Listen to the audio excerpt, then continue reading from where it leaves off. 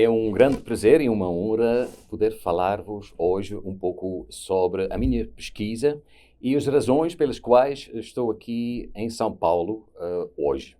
Chamo-me Jorge Martin e sou professor de História do Direito da Faculdade de Direito e Criminologia da Universidade de Gant, diz-se também em português, na Flandres, e Flandres faz parte da Bélgica, na Europa.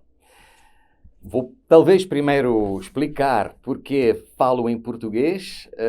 Fiz parte dos meus estudos na Universidade de Coimbra, em Portugal, graças a uma bolsa Erasmus, nos anos 80 do século passado. Travei conhecimento com a língua de Camões e de Pessoa, e como pessoa eu diria que a língua portuguesa é a minha pátria, a minha segunda pátria, então. E é graças aos meus colegas de História de Direito de Portugal e, sobretudo, de Lisboa, que conheci também o professor Cláudio Brandão, da PUC Minas, que me convidou, já há, entretanto, 7 anos, para vir ao Brasil, para também aqui dar algumas aulas. O professor Brandão introduziu-me, naquela altura, a outros excelentes pesquisadores da história do direito e do direito penal, e um deles é o professor Alexis Couto de Brito, da Universidade Mackenzie, e é exatamente a Universidade Mackenzie que me convidou a dar algumas palestras aqui em São Paulo na semana passada e esta semana. Então é um grande orgulho poder estar aqui.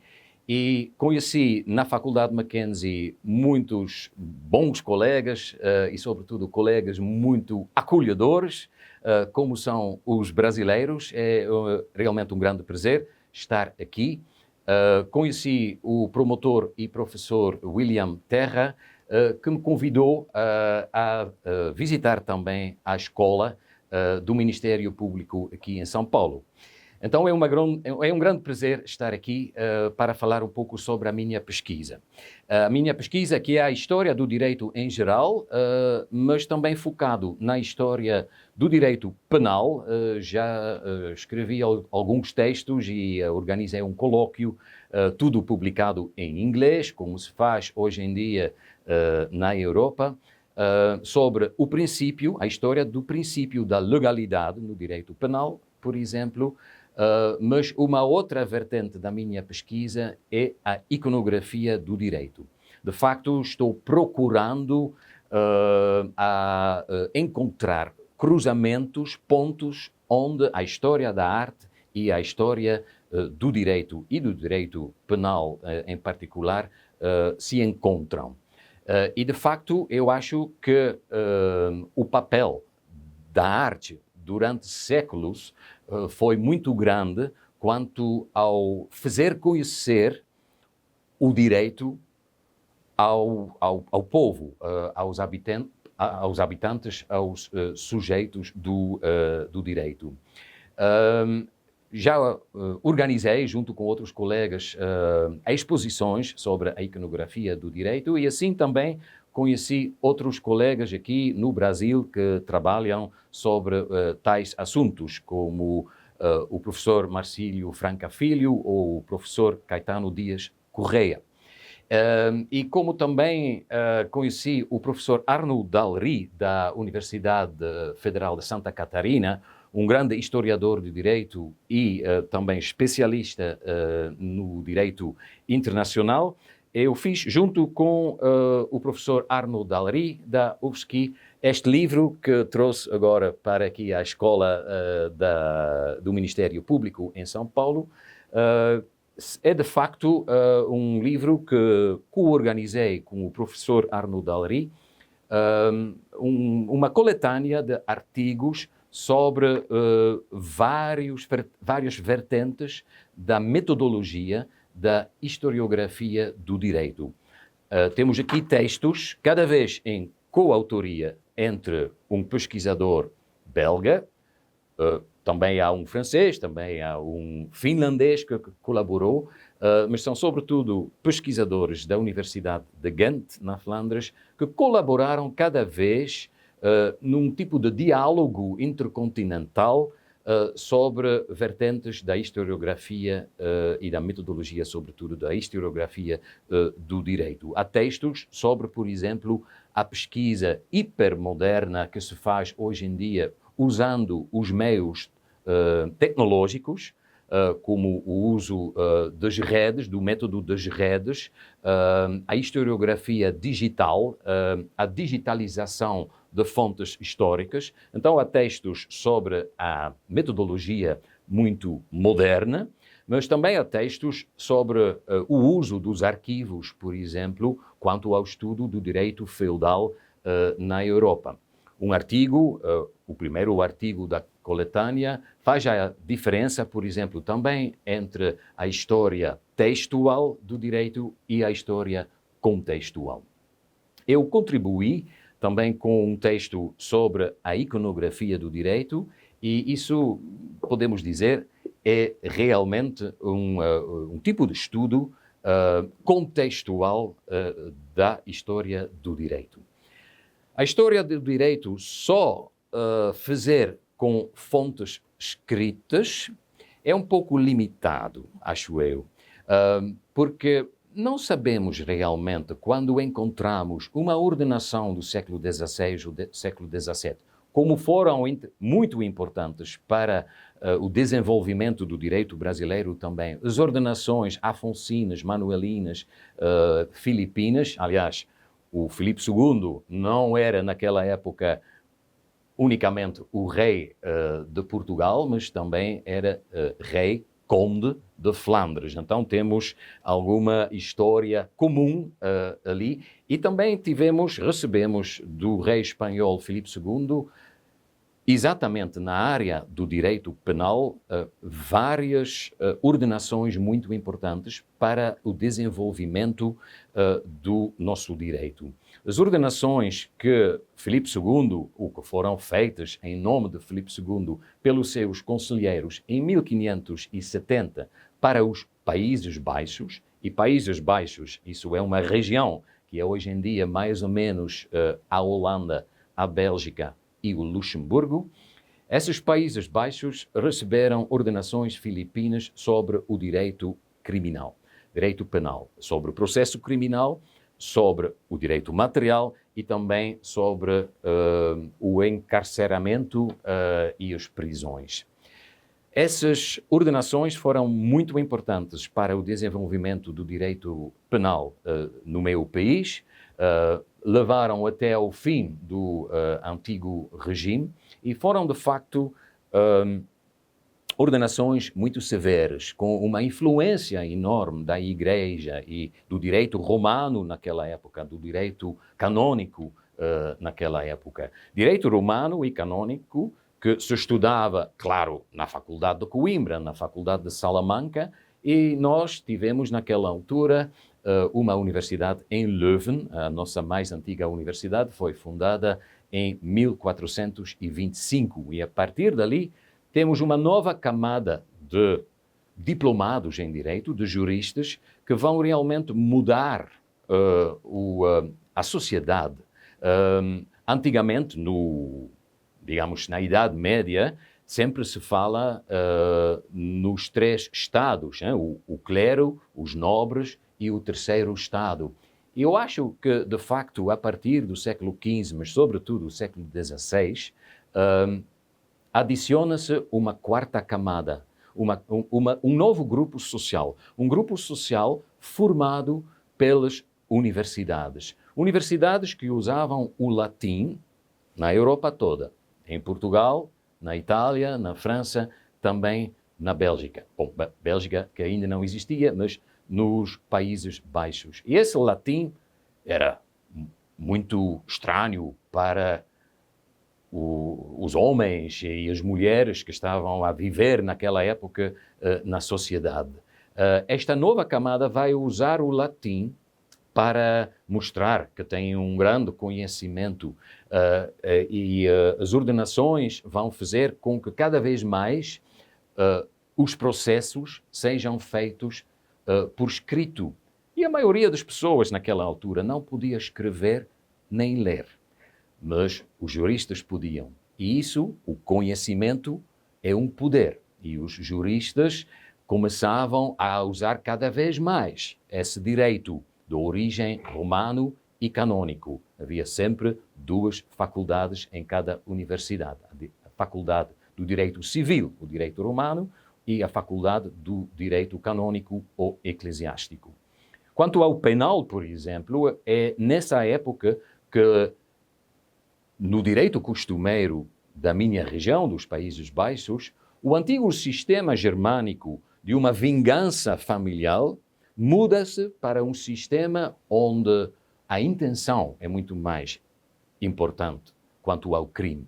E é graças ao direito canônico, com o seu conceito de pecado, que vamos elaborar uma teoria gigantesca sobre a culpa, por exemplo. É uma mudança. Uma segunda mudança é que a função da pena vai mudar. E ali, sobretudo, o direito romano vai influenciar de um modo, eu diria, muito feio, porque os livros 47 e 48 do Digesto de Justiniano também se chamam libri terribiles, porque têm tortura, têm execuções horríveis. E os juristas dessa nova camada social do século XVI vão aplicar cada vez mais essas penas exemplárias. Um terceiro ponto, não só a intenção mais importante do que a vingança familiar, não só a função exemplária da pena, mas uma terceira evolução do direito romano e direito canônico é exatamente o processo romano canônico. Um processo que vai agora ser, já não acusatório como antigamente no direito costumeiro, mas um processo inquisitório. E nasce o Ministério Público. Tenho de dizê-lo agora, estando na escola do Ministério Público. O Ministério Público que vai tornar-se um órgão do Estado emergente muito potente. O Ministério Público completamente formado por licenciados naquela época, às vezes doutorados em direito romano e direito canônico. Então estes intelectuais, estes homens, todos homens naquela época, esses homens doutos, vão usar o seu conhecimento para mudar a sociedade, para instalar novas regras, para usar o poder para punir o crime, para fazer perseguições. Já não se precisava de uma queixa de uma parte de uma família contra outra família de uma maneira acusatória. Não, agora o Ministério Público vai guardar a quietude, o ordenamento da sociedade. E as pessoas que são iletradas nessa época não percebem o que está a acontecer. E é muito giro, por exemplo, acho eu, ver nos arquivos preservados que os bancos de juízes, os vereadores locais em pequenas aldeias, que durante séculos tinham tudo decidido oralmente, agora vão fazer sentenças escritas, mas quando têm de assinar, o escrivão, formado na universidade, conhecendo o latim, o escrivão que tem escrito tudo no texto, a sentença toda, assina o texto e depois os outros juízes, em vez de assinar, põem uma cruz ou uma bola, só para dizer estamos de acordo. Mas estavam realmente de acordo e o escrivão vai escrever esta é a marca do tal juiz. Um juiz que não podia ler nem escrever, mas que usava o direito intelectual, o direito romano, o direito canônico. Para agora legitimar esse poder desta nova camada social, eles não só vão usar textos, porque o povo não consegue ler, mas vão também usar imagens. E o papel da arte na legitimação desse poder de poder julgar sobre outras pessoas é imenso. Por exemplo, a partir do século XV, em cada sala de justiça que se constrói nos Países Baixos, no Sacro Império Romano, na França, há sempre, de um lado, uma representação do último julgamento e do outro lado da sala o crucifixo, o Cristo crucificado. E por quê? Porque os juízes, quando estão a decidir, têm de ter em mente que o que estão a fazer é de facto algo divino. E às vezes está literalmente escrito no quadro. Há, por exemplo, um quadro de Jan Provoost no Museu agora de Bruges, mas que ficava na Câmara Municipal de Bruges, e diz literalmente uma citação de um livro do Antigo Testamento: o que vocês estão a fazer, juízes, não é uma função humana, é de facto o poder divino que estão a exercer. E vocês, juízes, vão ser julgados no último dia. Então, tenham em mente que quando julgam, né, têm uma função muito importante e que vão ser julgados vocês mesmos. E do outro lado da sala, o Cristo crucificado, o maior erro judicial que se cometeu na história, porque Cristo era o Filho de Deus e os homens crucificaram o Filho de Deus. São duas representações clássicas, mas depois, entre as cidades dos Países Baixos, vai surgir um tipo de competição, concorrência entre as cidades para de encomendarem aos artistas mais famosos daquela época outras representações da justiça. Por exemplo, uma lenda, se aconteceu ou não sabemos, mas viveu muitos séculos antes de Cristo um rei Cambises, da Babilônia.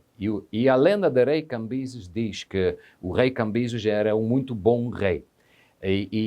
A história é representada em painéis na sala de justiça. Também, por exemplo, hoje em dia, na cidade de Bruges, no museu. E a lenda do rei Cambises diz que o rei Cambises tinha ouvido que um dos seus juízes era um mau homem, que era um juiz corrupto, de facto. Tinha recebido dinheiro de uma das partes de um processo. E o rei Cambises decide: você já não pode ser juiz, um tal homem corrupto tem que ser condenado à morte. E a maneira de executar a pena de morte é horrível, porque o homem é esfolado, tira-se a pele do homem. E na representação nas salas de justiça, não há só uma primeira cena com a corrupção, uma segunda cena com Cambises, o rei, dizendo: você já não pode ser o meu juiz. Não só a terceira cena com o esfolamento do condenado, mas já há uma quarta cena. Há um novo juiz. E o novo juiz está sentado no mesmo assento como o juiz condenado. Mas há uma pequena diferença. Uma grande diferença. Porque em cima do assento, em cima da cadeira, há agora um tipo de pano ou couro em cima do assento. O que é isso? Novo juiz é o filho do antigo juiz. E o novo juiz tem que ter em mente que não pode ser tão corrupto como o pai. E por isso tem de estar sentado. Quando está a julgar, tem de estar sentado na pele do próprio pai. E esse símbolo da pele de um homem vai tornar-se um símbolo de justiça. Vemos aparecer a pele nas páginas de título de livros jurídicos. Vemos aparecer a pele também como baldaquim em cima do assento do juiz. Outra história muito importante é, por exemplo, a história da casta Susana. A casta Susana que foi espiada por dois anciãos, homens velhos que tinham o poder de julgar. E eles também vão ser homens corruptos, porque querem ter sexo com a Susana, mas Susana é uma casta, Susana. Ele diz, não, eu não faço isso. E então os juízes dizem, então nós vamos dizer que vimos a senhora a cometer adultério aqui no jardim do seu marido, da casa do seu marido. Mas a casta Susana diz, isso não é a verdade e prefiro morrer e ser condenada como mulher adúltera do que ceder às suas intenções ou propostas indecentes. E na representação desta história nas salas de justiça, temos como em quadrinhos a história completamente falada. Na primeira cena, de novo, vemos a casta Susana a tomar banho. Na segunda cena, os juízes a julgar que ela tem que ser condenada. Mas, na terceira cena, há o profeta Daniel que diz, esperem, não executem essa dama, porque vamos chamar os dois juízes, os dois anciãos, e vamos perguntar, investigar mais em pormenor, onde é que estava sentada a Susana? Estava do lado esquerdo do jardim ou do lado direito? E um diz do lado esquerdo e o outro diz do lado direito. E estava sentada debaixo de uma árvore. Qual era a árvore? E um diz uma figueira e outro tipo de árvore. E o que se faz, de facto, é, dizendo isto, ou mostrando a história, é dizer aos juízes, quando vocês julgam, têm de interrogar os réus e as testemunhas de uma maneira pormenorizada, para confrontar esses pormenores. Então é, de facto, um ensino do direito do processo penal na representação dessas cenas. E a cena final é uma cena em que os próprios anciãos são condenados e são lapidados, ou pedrejados. Acho que isso é a palavra certa. E há muito mais outras representações dessa ideia de justiça. O rei Salomão, por exemplo, também é muitas vezes representado. E tudo isso dá uma legitimação ao poder dos juízes, mas também são lições para os juízes. Os juízes têm que aprender vendo essas histórias. E também o povo, claro. Dessa maneira, vai ver que os juízes são bons juízes.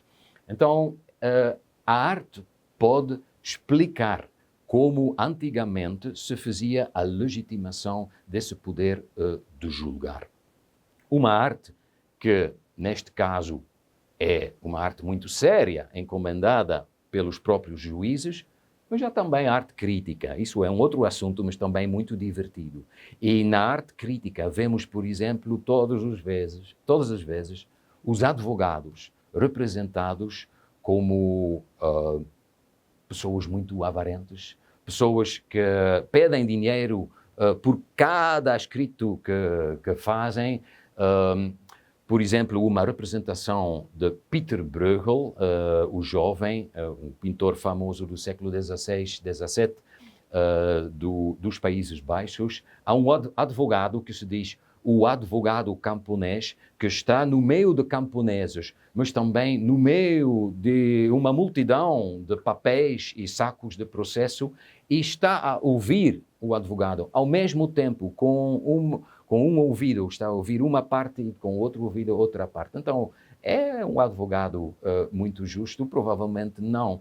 E o escrivão, ou o secretário, melhor, do advogado, está a fazer a conta, e as pessoas que entram têm muito medo do advogado e levam para o advogado um frango ou um saco de batatas, porque essas pobres pessoas já não têm o dinheiro para pagar tudo.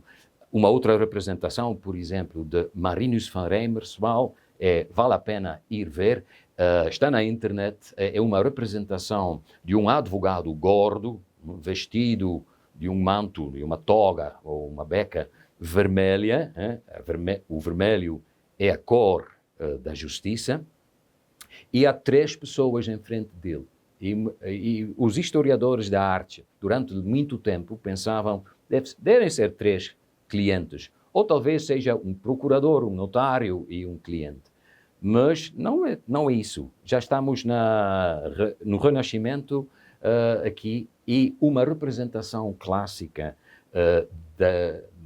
do homem é o que se chama as três idades do homem. Um homem jovem, um homem de média idade e um homem velho. E, de facto, é um só cliente que está em frente do advogado gordo.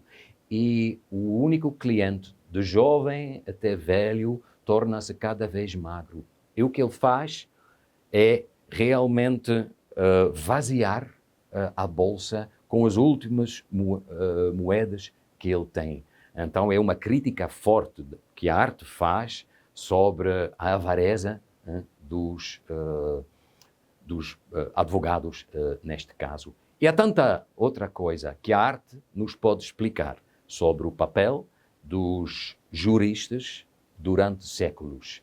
E acho que isso vale a pena investigar. Se alguém estiver interessado, recomendo esse novo livro. E foi um prazer estar aqui presente na Escola do Ministério Público e espero que tenham interesse no meu assunto. Obrigado pela atenção.